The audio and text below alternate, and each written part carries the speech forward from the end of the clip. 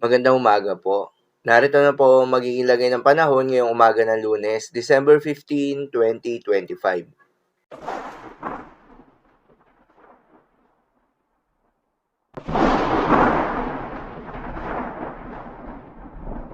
Sa kasalukuyan na tayo sa pag-asa, bahagyang lumalakas ang northeast monsoon o hanging amihan at nakakaapekto na ito sa buong bahagi ng Luzon. Dahil dito ay asahan yung maulap na kalangitan na may kasamang mahihinang mga pag-ulan. At sa nalalabing bahagi pa ng ating bansa ay asahan naman yung generally fair weather condition na may mataas na tsansa ng mga pag-ulan o thunderstorms pagsapit ng hapon o gabi na dulot ng easterlies o yung mainit na hangin na nanggagaling sa may karagatang Pasipiko. Magandang balita naman dahil ayon sa pag-asa ay wala tayong binabantayan na low pressure area o bagyo sa loob o malapit sa Philippine Area of Responsibility na maring makaapekto sa ating bansa. Subalit maging handa pa rin tayo dahil base sa Tropical Cyclone Information ng pag-asa, posibleng 1 hanggang 2 bagyo ang mabuo o pumasok ng Philippine Area of Responsibility ngayong buwan ng Disyembre. At nakaisang bagyo na nga tayo ngayong buwan, ito nga ang bagyong Wilma. Kaya naman hindi inaalis ang posibilidad na magkaroon pa ng isang bagyo bago matapos ang taong ito. At ngayong linggo nga ay may nagbabadya na mabuong sama ng panahon sa may southeastern section ng Philippine Area of Responsibility. Ito ay nasa low chance pa naman o mababa pa yung chance na maging isang ganap na bagyo. Para sa magiging development nito, patuloy lamang na magantabay sa mga update nating ilalabas, lalo na ng pag-asa.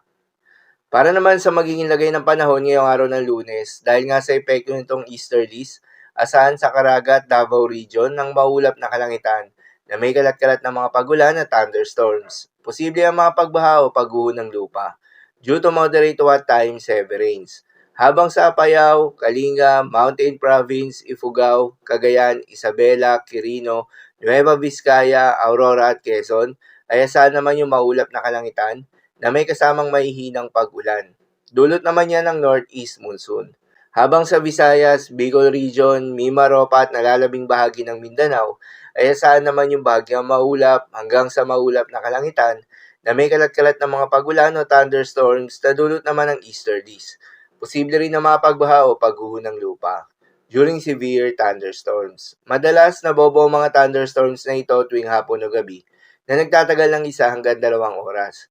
Kaya naman ingat sa mga posibleng banta ng pagbaha at pagguho ng lupa, lalong-lalo na sa mga lugar na inuulan na noong mga nakaraang araw pa.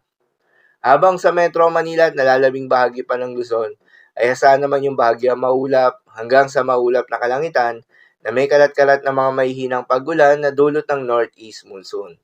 Para naman sa magiging lagay ng mga dagat baybayin, ayon sa pag-asa ay may nakataas tayo na gale warning sa mga seaboards ng Batanes, Cagayan, Isabela, Ilocos Norte, Ilocos Sur at Aurora.